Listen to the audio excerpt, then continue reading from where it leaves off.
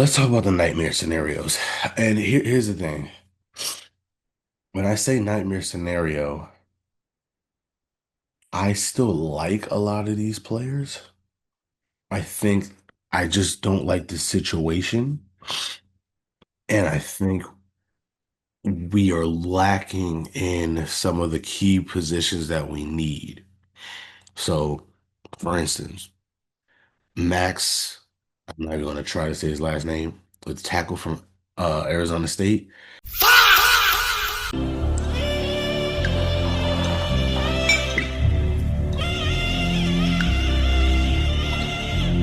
Okay, pick 99, Drew Aller, quarterback, Penn State. Let me explain this one. I would love to wait till our next pick at 121 to get him, but I just know you're gonna have to take him at, and if he's there at 99, I think you have to do it.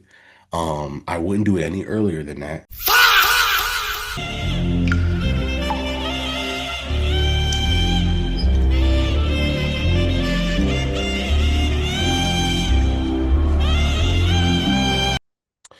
85 Oscar Delp, tight end Georgia. The Steelers do this a lot. They tend to take luxury picks when it's like, hey, bro, we don't necessarily have the luxury of taking luxury picks. So the Steelers tend to do that. They take these, and especially I can see in a draft like this where they have so many picks, you do have some effort picks. Let's just throw some stuff at the board and see if it sticks. But I also do think we have so many needs. It's like, yo, nail down some of your bigger needs first before you start taking flyers on guys.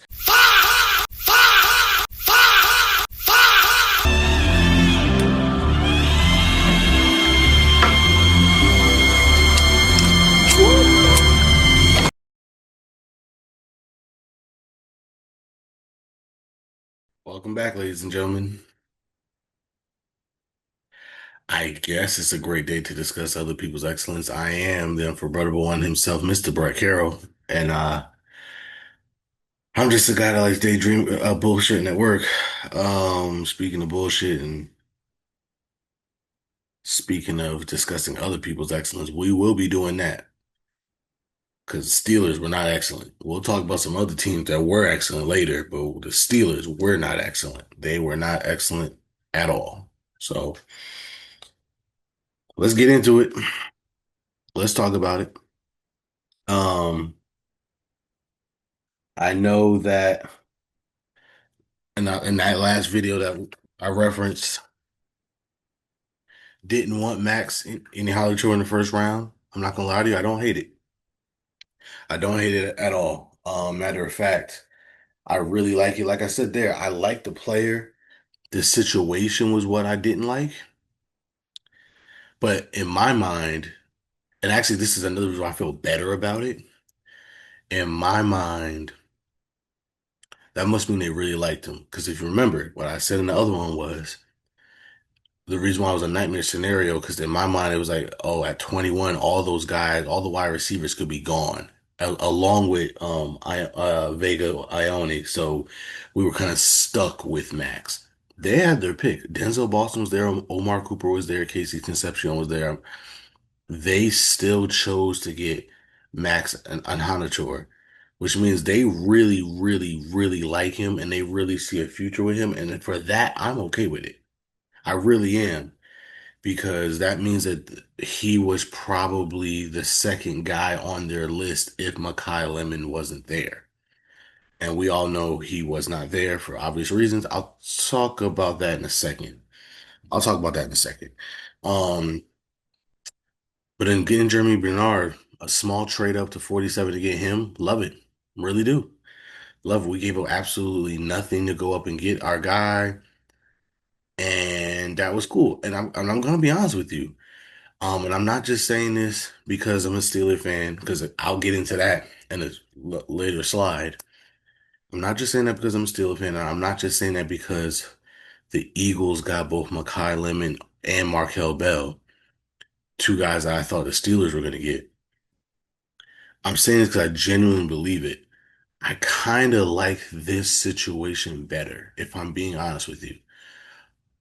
Only because if we're talking about those two players, if you're telling me let's just swap the teams, and you're saying we get the combination of Makai Lemon and Markel Bell, and they get the combination of Max uh Iheanacho and Jeremy Bernard, I kind of like Max and Jeremy better, only because I think the drop off between Makai Lemon and Jeremy Bernard is not that steep. I really don't. I mean, Jeremy Bernard is a guy that most people had as like their wide receiver six, wide receiver seven, maybe wide receiver eight. Um, and obviously McCollum was part of the big three. Some people had him as their top receiver, some people as their third, some people obviously had him as their second. But the drop off between the two, especially if we're talking about just slot guys, right? If we're talking slot guys, and Jeremy Bernard could be inside and outside versatility, and so can McCollum, to be fair. Again, the drop off isn't that far. Whereas I think Max is way better than Markel Bell. Markel Bell had like a fourth, maybe even fifth round grade on him for most people, and I think the Eagles took him in like they took him early actually. So that was like one of the few picks that the Eagles did. That I said, "Ooh, I didn't like that pick." They took him pretty early. Uh, I don't think it was the second round. It might have been the second round actually, or maybe early third. But either way, they took him early. I think like the drop off between Max and Markel is significant in my opinion. In my opinion, they're both raw. They both are somewhat projects, but I think Max is way more ahead in his development than Markel is. I think his ceiling is extremely high. Whereas Markel Bell, I don't know how high his ceiling is. I guess my point is, if all four players max out of their potential, right? That means Makai Lemon, superstar receiver, maybe even Hall of Famer. Um, but Markel Bell is probably like a quality starting tackle, right? Whereas Jeremy Bernard, I don't think he'll be a superstar receiver. I think he'll be a star receiver. But I think Max and Iheanacho could be a perennial Pro Bowl tackle. I really do. I think he could be a Hall of Fame tackle. That's how good his ceiling is. He just now started playing football. He hasn't given up a sack. He's really good. He has all the measurables you want. Like he can be amazing. He can be in a Hall of Fame tackle. Um, and like I said, Markel Bell to me will be at his best. I think just a good solid starting tackle at his best.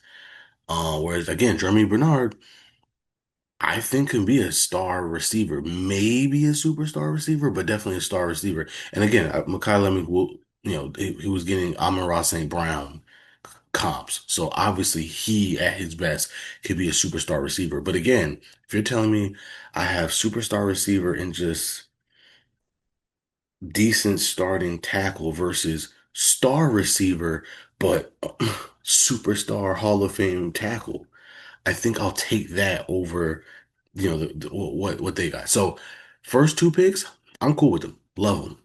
Honestly, love them. Everything after that is where we get a little shaky. Drew Aller. Y'all know y'all know how I feel about my boy. You would be hard pressed to find a bigger believer in Drew Aller, a bigger Drew Aller apologist, a bigger Drew Aller supporter than me. I love this kid. I really do think he has everything to be a superstar quarterback, not just a starting quarterback, superstar quarterback in the league. But again, taking my bias out of it, I understand that we haven't seen it all put together yet. I understand that Penn State does not have the greatest track records of producing, first of all, starting caliber quarterbacks, let alone star quarterbacks, right? Um, and so even I said, hey, bro, you can't take him too early. If he's there, like I said, my ceiling, I understand you need a quarterback and people and teams reach for quarterbacks all the time and they get away with it because we understand it. But to me, I think they had to stand firm in their belief that they have to sit there at 99 and take him.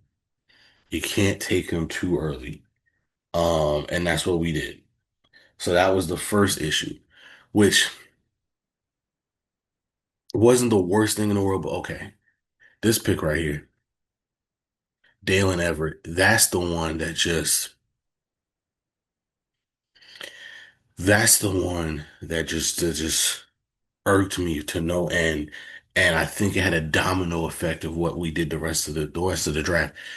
This kid that you took at 85, that you passed on some other great players to potential. Obviously, we'll never know what any of these kids are going to be until we see them on Sundays, but you passed up on other players that would have helped you better for a guy that first of all shouldn't play for you this year and might not even play for you next year. Like our cornerback room is pretty solid right now. I understand some of those guys are only on 1 year deals, so you wanted to add some depth there. I understand that.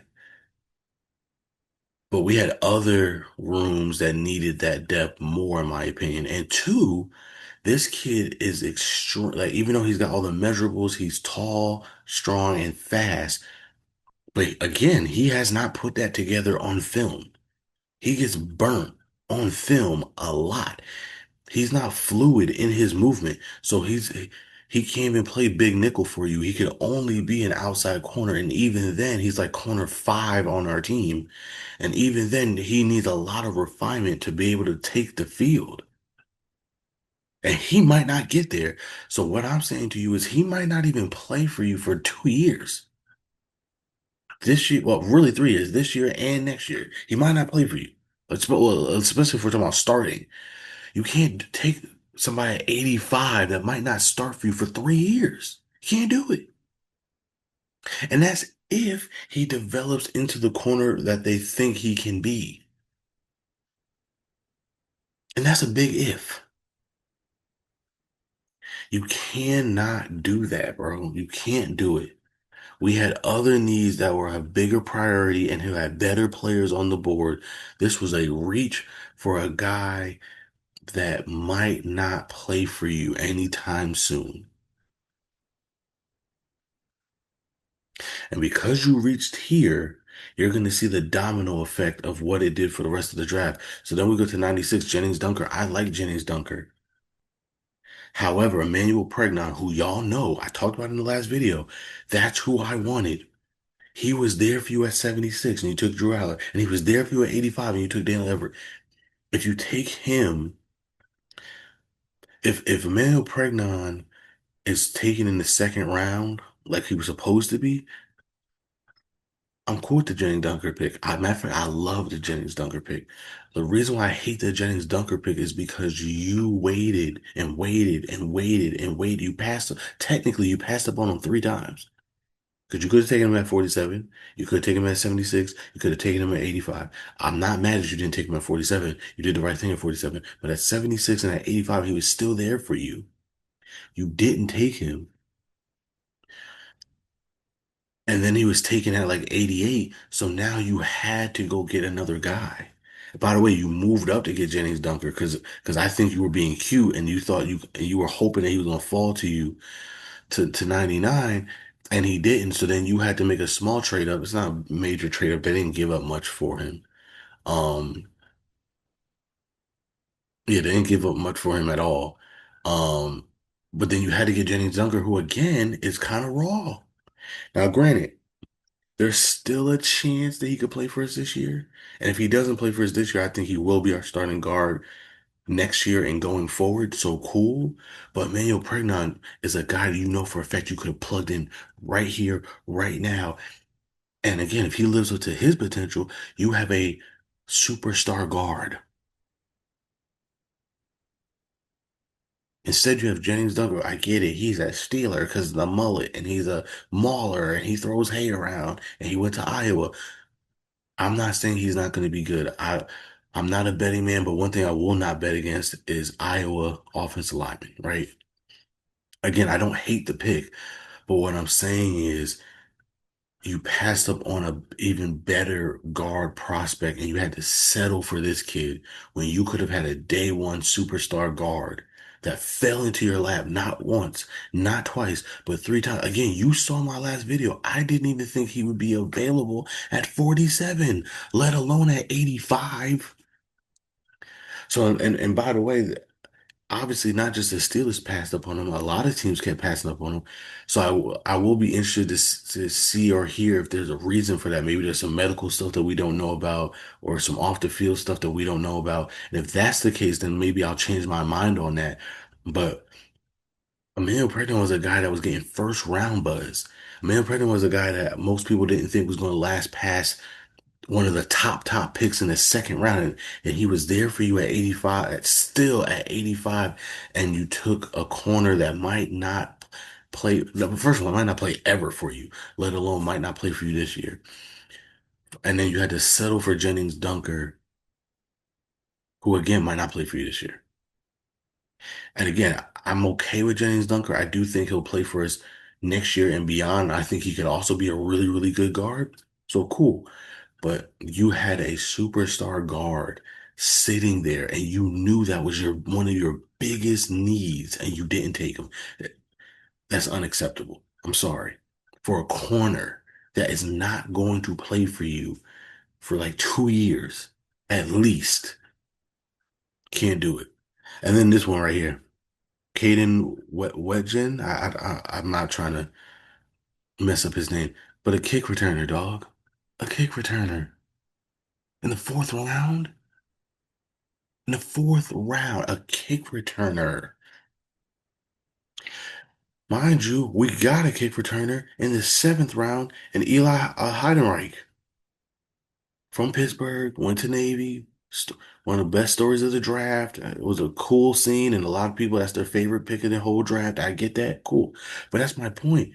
You don't take this guy in the fourth round, but you can get one in the seventh.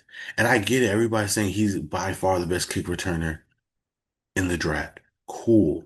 Again, the consensus big board says you could have got this guy in the sixth, seventh round. You do not take him in the fourth, especially since you didn't have your second fourth round pick because that's what you used to get Jeremy Bernard at 47. So if you only have one fourth round pick, you got to make it count. You cannot take a kick returner. You can't do it. You cannot do it. You cannot do it. You cannot do it. You cannot do it. The Riley Nowakowski pick from Indiana, I don't hate it. We needed a tight end three. He'll be the new Connor Hayward in our offense. We did need a tight end three. Cool. But in Gabe Rubio, my God, again, D tackle was, in my opinion, probably the third biggest need on our team. And you waited to the sixth round to get it. And you let a lot of defensive tackles come off the board between the picks of 76 and 169. I'm sorry, and 210. You let a lot of defensive tackles come off the board, and there were still some good ones on the board, but then you took a guy that most people said was a UDFA. Oh, and by the way, we signed a UDFA defensive tackle to compete with this kid, and so many people think that the guy that we signed might be better than the guy that we drafted.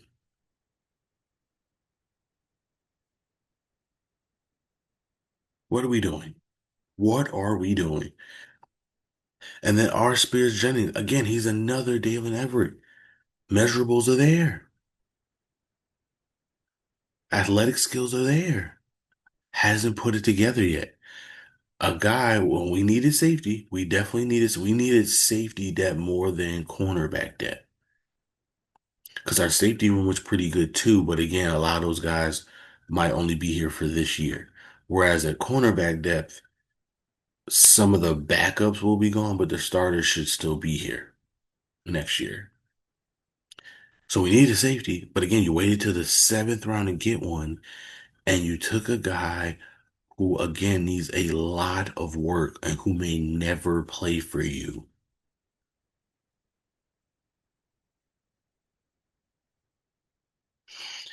And I know every time I bitch and moan about this stuff, once you start seeing the 210s and stuff, it's like, Brett, what are you talking about?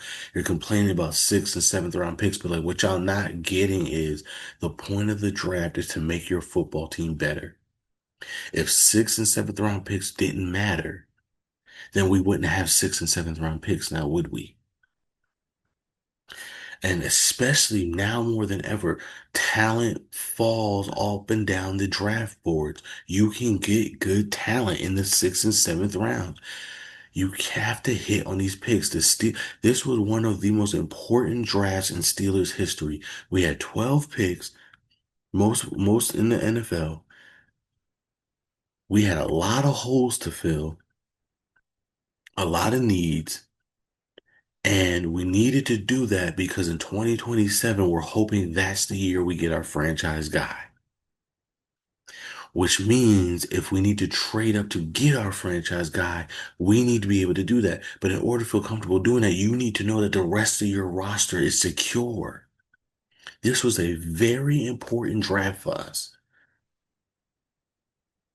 And you took a corner that might never play for you. You took a kick returner in the fourth round. You took a defensive tackle that might never play for you. You took a safety that might never play for you. And then you took a second special teamer, punt returner, kick returner. Oh, and along the way, you took a guard that might not play for you this year, and you passed up on a guard that would have played for you this year, and you reached for a quarterback. Can't do that. You just can't do it. You can't do it. You can't do it. And again, I go back to this 85 pick. That 85 pick was so crucial. Because watch this, watch this. Because I've had some people say, oh man, it wasn't that bad. It wasn't that bad. I'm like, bro, what are y'all talking about? It was bad. It was bad. Now watch this. I'm gonna change two picks. I'm gonna give you two different scenarios, right? Both of them I'm only changing like two picks. The second one I'm changing three, but that's you'll see why in a second. But I'm only gonna change two picks. Watch how much better our draft is when I do that. By the way, I give it a C minus, by the way. The only reason why I didn't give it an F because I do love I technically love our first three picks. Because again, I wanted Drew Aller. I wish we just would have taken him later, but still, I wanted Drew Aller. So I love our first three picks, right? Cool. Everything else after that, hot garbage. But I'm gonna give you two different scenarios. Watch how much better our draft is in our two different scenarios. So scenario one, in the third round, let's say we stick to the plan and we sit there and we wait for Drew Aller, and let's say we make the same trade, go from 99 to 96 to get Drew Aller. Cool. But at 76, you take Ted Hurst, and at 85, you take Pregnon. Think about how much better our draft is. Because guess, and in that scenario, all this stays the same. And I'm still pretty pissed off about what happens in day three. But however, all this, our first five picks, A plus, 10 out of 10, no notes, A plus draft. And so even with this remaining the same, it probably puts it to like a B. It probably puts it back to like a B, maybe a B plus, depending on how I'm feeling, but definitely not a C minus the way it is now. That's scenario number one. Scenario number two. And ironically enough, this actually might have worked better for the Steelers. So, scenario number two, we still take Drew Aller at 76 because I get it. The Cardinals took Carson Beck in the 60s, and I'm pretty sure the Steelers really only wanted Aller or Beck this year. They probably didn't like anybody else for real. And so because of that, they said, Beck is already off the board. Let's just make sure we get our guy, right? Cool. So you take him at 76. Again, at 85, you still take Pregnon. And then at 96, you take a defensive tackle. Pick one, whatever one. Proctor, Caden Proctor, Daryl Jackson Jr., The Godfather, uh, what's the other guy? Dude from Oklahoma, I think Grace Horton, I think his name is. Whatever D tackle you like. Take him in at 96. Let's just assume same trade. Trade up from 99 to 96, take a defense tag. And all those guys were on the board when, I'm picking guys that were still on the board at 96. Again, how much better is our draft? Especially now at 210, we're not taking this nose tackle. At 210, let's say we take Jeff Caldwell, wide receiver from Cincinnati.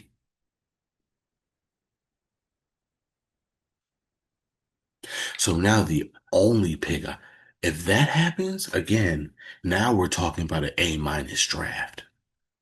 Because now the only pick I can still be really upset about is this wet pick.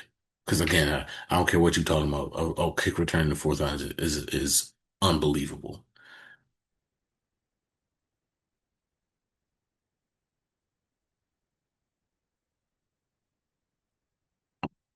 Those are two scenarios. Scenario one probably gives you a B. Scenario two probably gives I wouldn't even say A minus. I probably still give it an A for real. I probably still give it an A. I'm not gonna let I mean, obviously in both scenarios we're still are Spears Jennings, but again, that's when you say seventh round. You had to sacrifice something. You sacrificed the safety position, and this guy has upside, but da da da da da. I still think that's probably an A draft because the only thing I'm really upset about is the kick returning,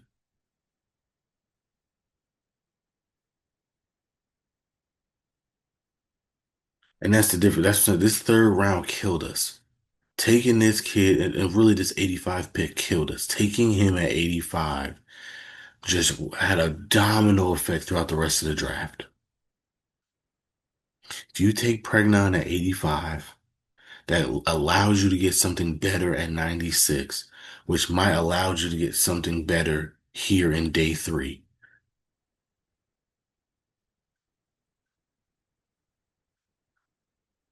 But again, you can switch it, even if this is a safety, so now we get a better safety. Still, no matter what, it just works out better. Dalen Everett at 85 absolutely just plummeted this draft class. It really did, man. It really did. It really did. This is one of the worst draft classes the Steelers have had in a long, long time. This was a bad one. This was a bad draft class, bro. I don't care what nobody's talking about. We'll get into that now because the media has been a lot nicer about this than I have. Okay, and what makes no sense to me is I'm watching some of these people give us a grade, and they talk about the same thing I talk about: reaching for Drew Allen, taking Everett, who was a reach and who might never play for you, taking a kick returner in the fourth round. Oh, I'm sorry. Taking Jennings Dunker when Pregnon was there for you, taking a kick return in the fourth round, taking a defensive tackle that was a UDFA, taking a safety that might not play for you. Same issues I've had. I've seen people point out those same things, but then they'll give them B minus. I've BMAC gave them a B plus. Talking about, well, I think they got their guys. BMAC, I know you're a Steeler. And they even joked about it. They even said it. It's like, bro, I get it. You want to be able to come back home for alumni weekend. But again, I've seen people grading the Steelers draft point out the same issues I see, but it's a B. And again, let's just go through the line again. Reaching for Drew Allen, taking a corner that might never play for you at 85, passing on Pregnon and having to selling for Jennings Dunker, taking a kick returner in the fourth round, taking a defensive tackle who was a UDFA grade, taking a safety that also might never play for you. So you have a problem with 6 out of our 10 picks, but it's a B? Where they do that at, bro?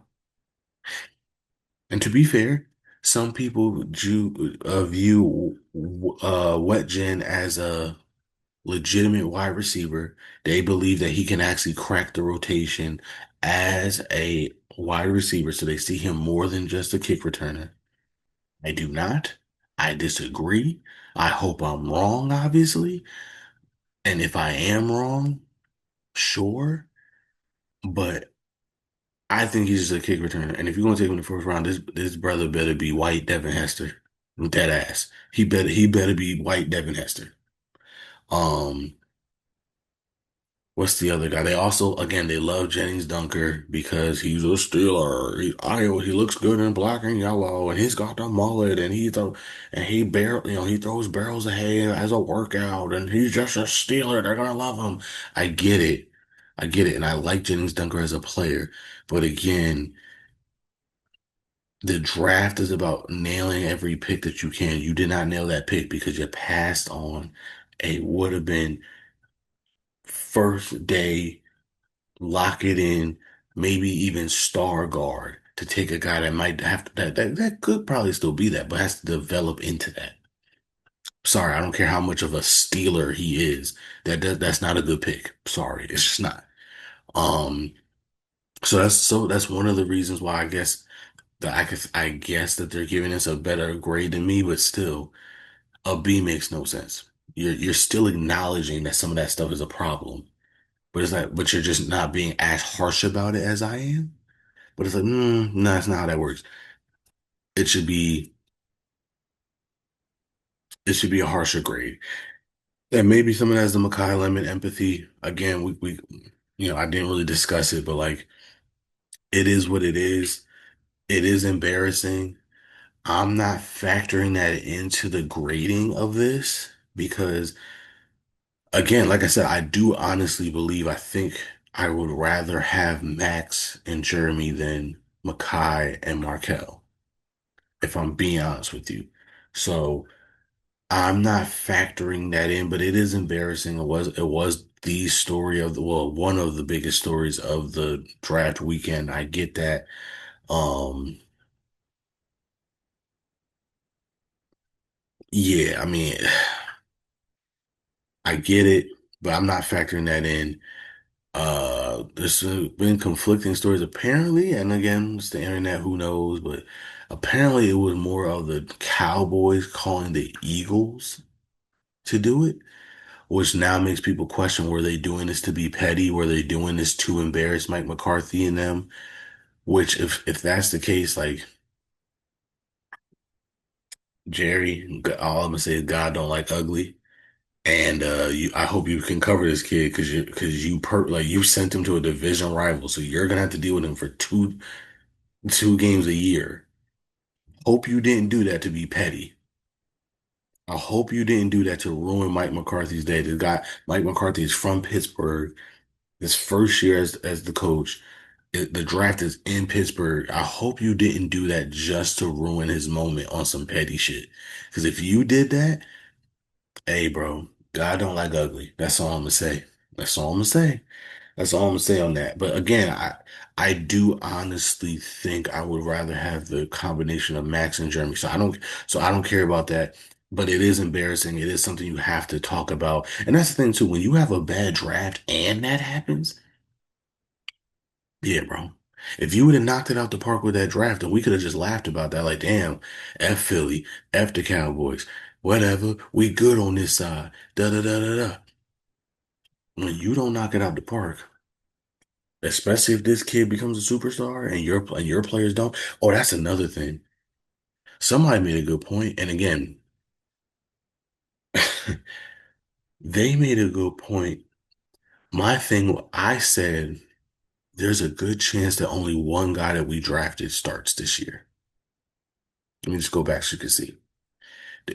He might not start this year. He might need a year to develop, although I do think he'll be a superstar. He'll start. He's not supposed to start. Aaron Rodgers come back. Again, he might never play. He might have to sit.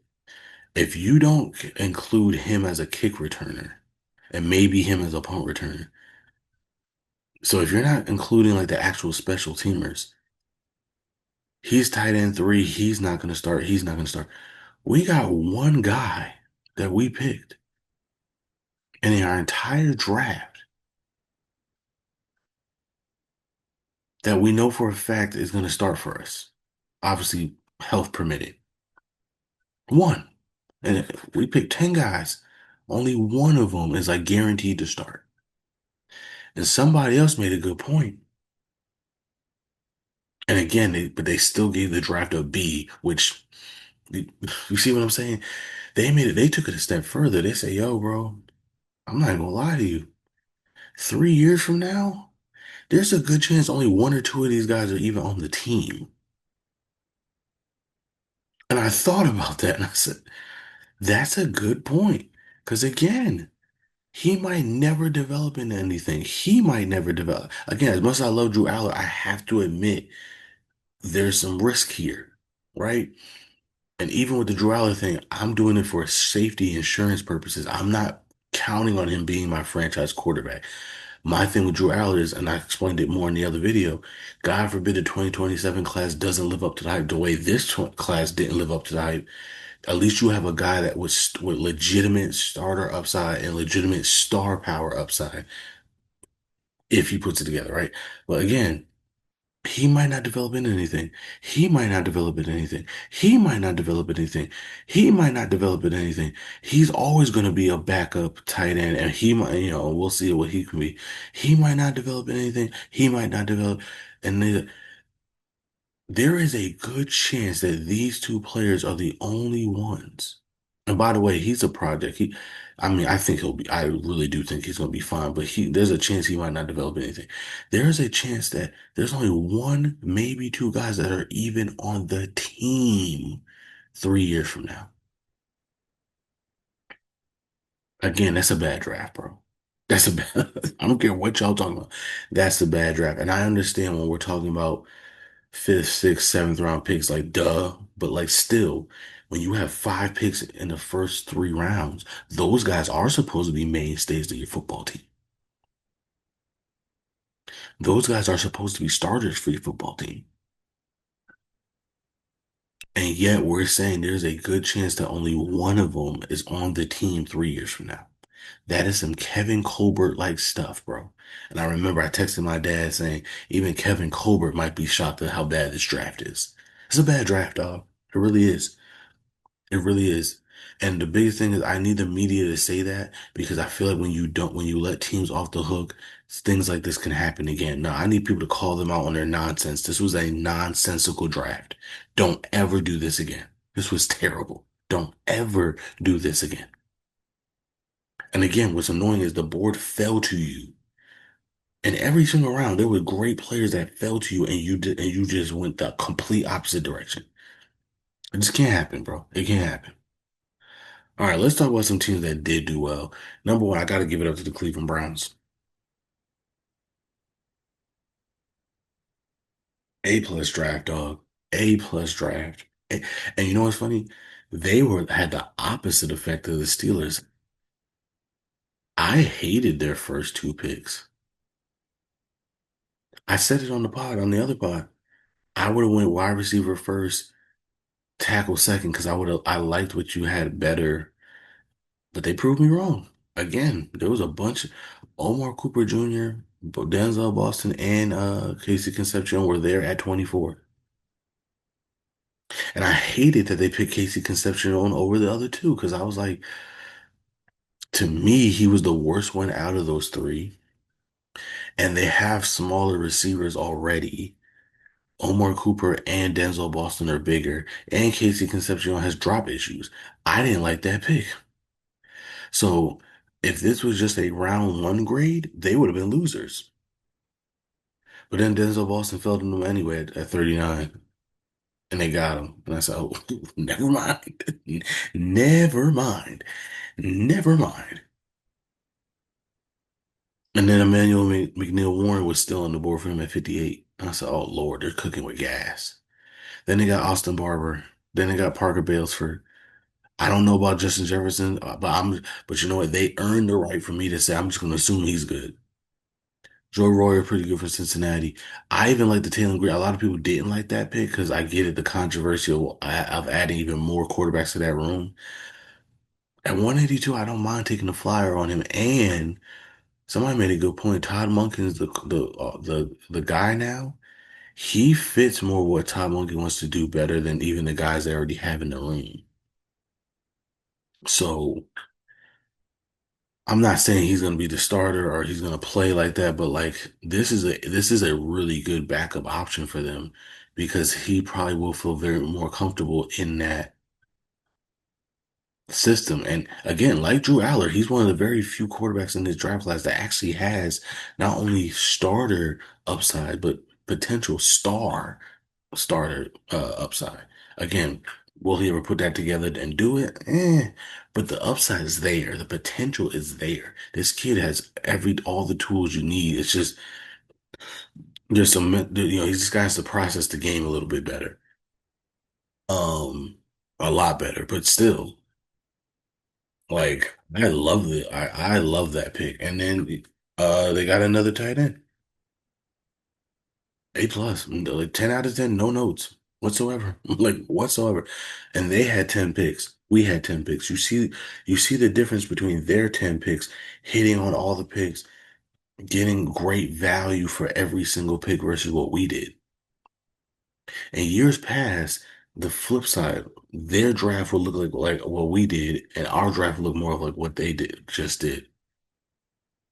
You gotta be careful, Pittsburgh. You gotta be careful. You gotta be careful. When you have bad drafts and teams in your divisions have great drafts, that could flip. That could flip. I'm trying to tell you, there's a paradigm shift there. Losing number one, Jacksonville Jaguars. I don't know what the hell they were doing. I really don't. The only pick they got was they took Pregnon, the guy I wanted, and that's because we passed on him three separate times. Oh, to be fair, they passed on him twice.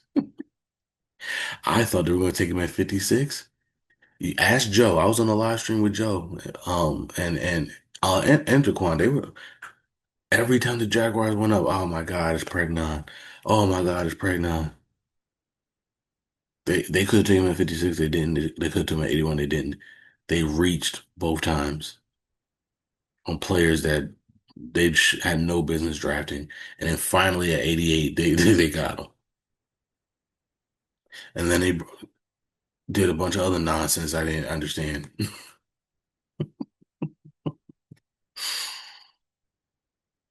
I mean, yeah, bro, I ain't gonna hold you.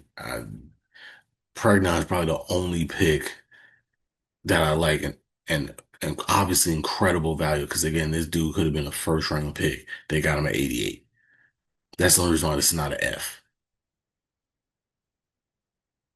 I don't That's another thing. They didn't pick till 56 because of the uh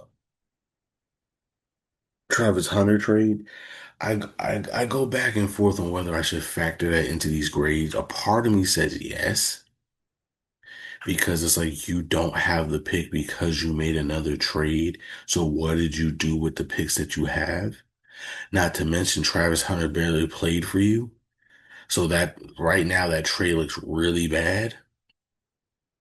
And you already gave up on the experiment of him playing both sides. So part of me feels like I should include that in the grading, but I didn't. I just did like what did you do with the picks that you have?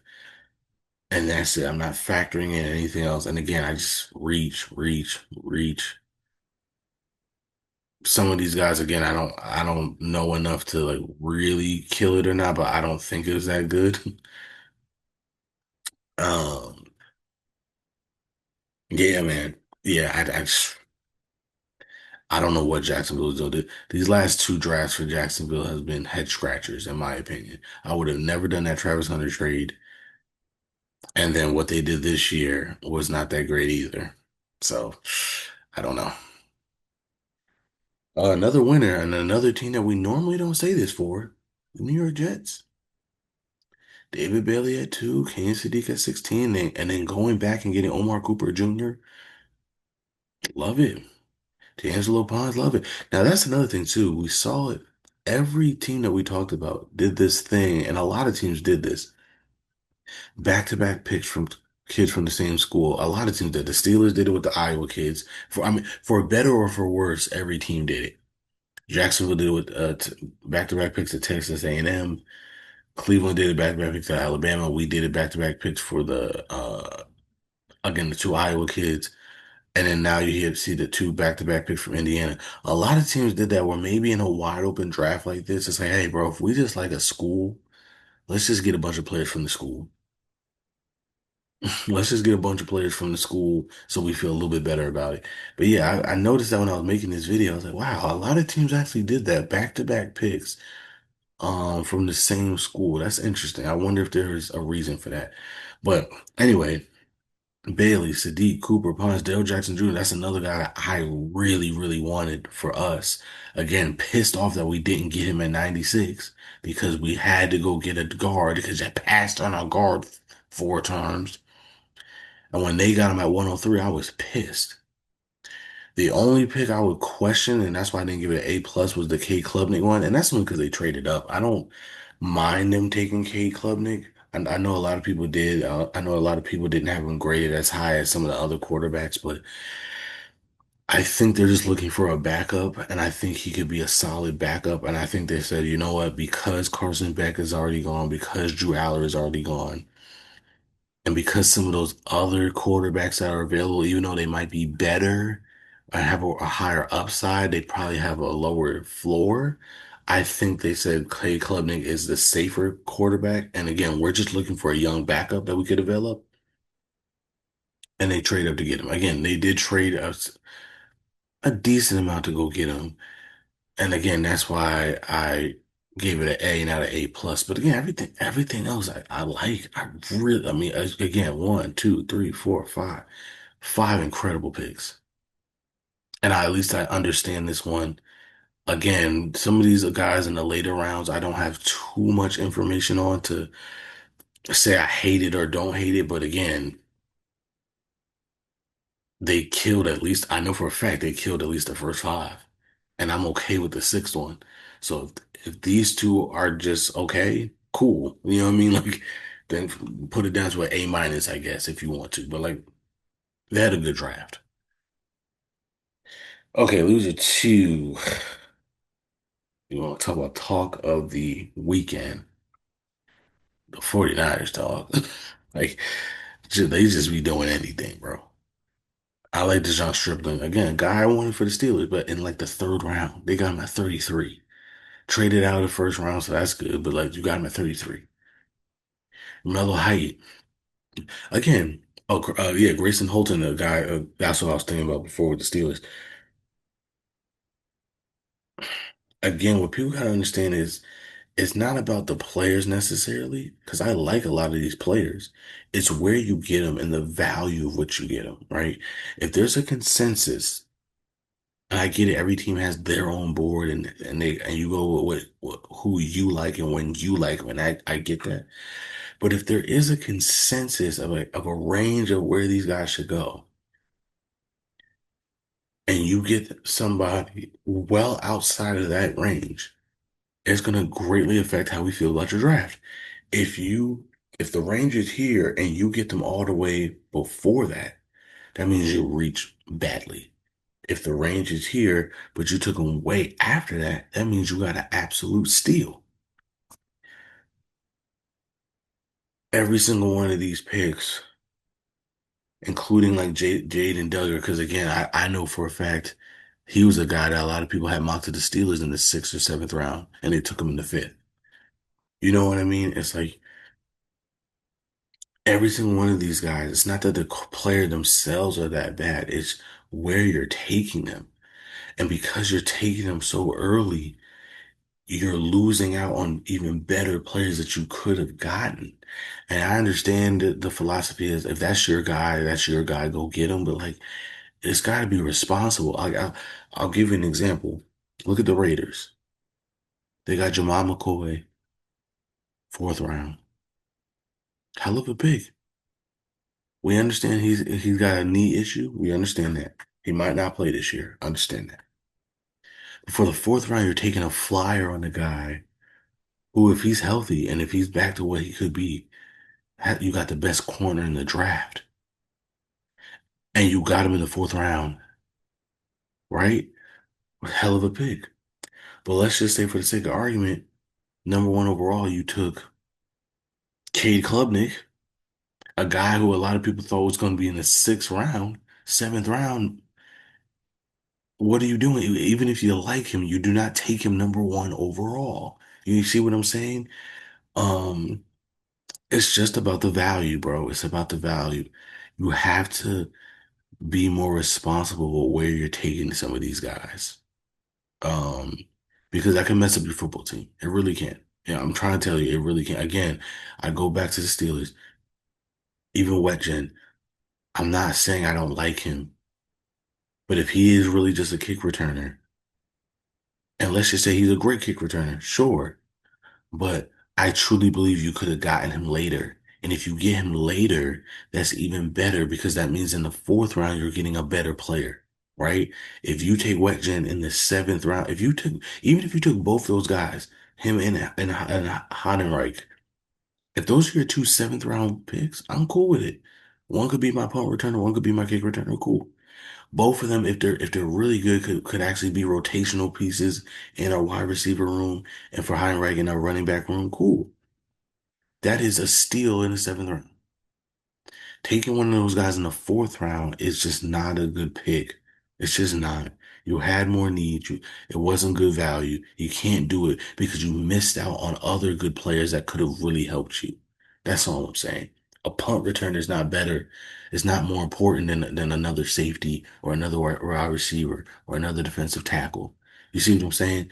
That's what I mean by like it's not necessarily about the player itself. It's about where you took them. Because if you took them in the wrong spot, that screws your whole football team up. And it screws your draft up. It really does. Some honorable mentions, winners, the Baltimore Ravens, of course, they had a great draft. They really did. Even the Bengals, to be honest with you, I think we're the only team in our division that didn't have a good draft, which again, not good. That's not what you want. My Panthers, they did well as well. They did really well. Lee Hunter here in the picture. I love that pick. That's one of my favorite picks in the draft. Him with Derek Brown together sounds amazing. Um, yeah, they got Monroe Freeland as well. Like the Panthers did a great job. They really did. And even Brazel, giving them some other another element to their wide receiver room that they don't have and they desperately needed. Love it. Tampa Bay killed it, taking Ruben Bain. What's the other guy? They got somebody else that, oh, they took Ted Hurst right before 85. I was pissed off. I was so pissed off. They took Ted Hurst at 84. Um,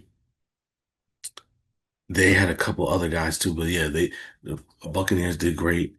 Um, and then loses the Rams, the Cardinals. I mean, we already talked about the 49ers. So again, the NFC West is not great.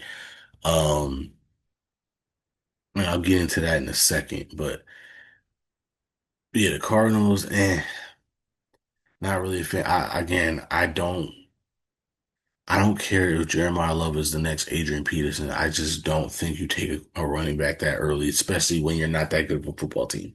Because if you were that good of a football team, you wouldn't be picking that three. Sorry. Then you took Carson Beck way too early. And when some of the other picks were just okay as well. Like, yeah, I really didn't like what the Cardinals did. And the Vikings, I wasn't gonna put the Vikings here. I was gonna just keep as two losers because there wasn't any other team that really stood out to me as like having a really bad draft. But when I look at what they did and some of the critiques, a lot of people hated their draft. And I said, really? Then I thought about it, like again, and it's so funny, it goes back to what I'm saying. I was kind of doing the opposite of, you know what I mean? I was like, I see why y'all don't like it, but like I don't think it's that big of a deal. Da, da, da, da. And then I had to really think about it. I was like, no, no, I'm doing the same thing that you're accusing other people doing for the Steelers. I'm seeing that they did some dumb shit, and I'm just choosing to ignore it or just downplay what they did, right? And so for me, I like the fact that they double dipped at defensive tackle. I liked who they got at defensive tackle. But both times there were better defensive tackles on the board. You see what I'm saying? And so it's like, if you're going to do that, You could have gotten better players. And there were some other picks that I was like, okay, I see why people are being critical of this. Where again, it's not that they didn't get good players, but there were better players available and things of that nature. So yeah, I had to put him as a loser. Um, but yeah, those are the other winners and losers. And there were others. I like what the Giants did. I like what who was another team that I was like I like what the Cowboys did. I like what the Cowboys did. I didn't like what they did to us. Again, Jerry, if you was being petty, it's okay. The football guys will punish you for that. But um overall, I like what they did. And there were some other teams as well. But yeah, those are the honorable mentions. Last thing I want to talk about is to kind of circle this all back, right? Is there a Mike Tomlin effect? Because this was the first year that obviously Mike Tomlin hasn't been here for, he was our coach for 19 years. This is our first draft without him. It's the first time, obviously, that he and Omar Khan didn't get a chance to work together. Since Omar Khan was hired as our new GM. It's the first draft I hated. And that kind of scares me because is this what the norm is going to be going forward, where Mike McCarthy and his staff just likes his guys and we just take his guys whether it makes sense or not, or whether the value is there or not? That's kind of not what Mike and Omar did. They were Omar especially was a master of playing the board and getting ultimate value. Again, every year there was like one, maybe two picks that I was like, didn't like it, but for the most part. I usually love what we did. Now, also to be fair, if I'm being honest, every year I kind of liked our draft less and less and less. I thought year one was an A plus plus draft. The only reason and I remember the only reason why I didn't give it like the gold standard, like S card was I think we should have took Ivan Pace over Spencer Anderson with the last pick of the draft. And a lot of people said, bro, you're complaining about a seventh round pick. Again, I said, yeah, but again, there was a starting quality linebacker, and we desperately needed a linebacker. And he's been killing it with Minnesota. To be fair, Spencer Anderson has also been really good for us, especially last year, coming in as a rotational piece in our offensive line, especially when we go jumbo, things of that nature. Cool. Um, but yeah, first year, excellent draft. Second year, great draft. Great draft. I'm trying to think of who we got that I was like, eh. I mean, really, just Roman Wilson for real, for real. Because even Mason McCormick, he's been great for us, so I can't be mad at it. I didn't like it at the time, but he's been great for us. So, but yeah, second year, great draft. Third year, good draft. I didn't like the Jack Sawyer pick. Again, he's been decent for us as a fourth edge rusher, but again, he's still a fourth edge rusher. We needed another wide receiver, and it showed. Our wide receiver room was horrible last year, one of the worst in the league, and it bit us. So yeah, Jack Sawyer was a good backup edge rusher, but we didn't need that at the time, not over a wide receiver. Um, so last year was a good draft. This year, not great. So to be fair, Omar Khan's drafting has steadily gotten worse, but they were still all, again, A to A pluses. Maybe an A minus. No, not even A minus last year. I would say A last year. This year, again, I did not like it at all. And that scares me because, again, this was such an important draft for us. We needed to hit it out the park. He did not. And like I said, the players were there for him to do so, and he didn't take advantage of it. And so I wonder if the philosophy behind Mike McCarthy is just that vastly different from the philosophy with Mike Tomlin. And that scares me. It really does. It scares me. Um, and it's why I say,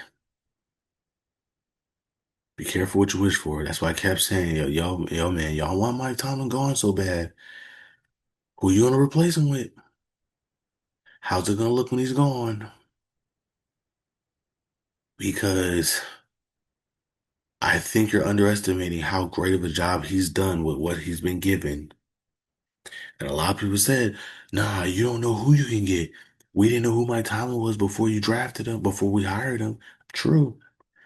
And all these Shanahan and McVay guys, their tree, we could get somebody from their trees and we can be more modern. And I said, okay. Question for you. How many of those guys are winning? They sound good. How many are winning Super Bowls?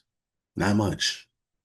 Even Kyle Shanahan and Sean McVay, they got one Super Bowl in between the two of them. They've been there a couple times, but they got one between the two of them. And that one was bought. That one was with veteran talent. And that's the difference. The Niners and the Rams, their organizations are vastly different from how we run things, and their money is vastly different from the money we have or don't have. They replenish themselves with veteran talent. We see that neither one of them are that good at drafting. You see them out there in a losers bracket, right? Although I will give them both have been pretty good at like getting like diamond in the rough talent later on in the draft. But like usually their like top picks are not that great. And usually they trade those top picks for veteran talent. And that's been the joke all weekend where it's like, yo, maybe that F them pick strategy is their best strategy because they don't be drafting well when they have good picks.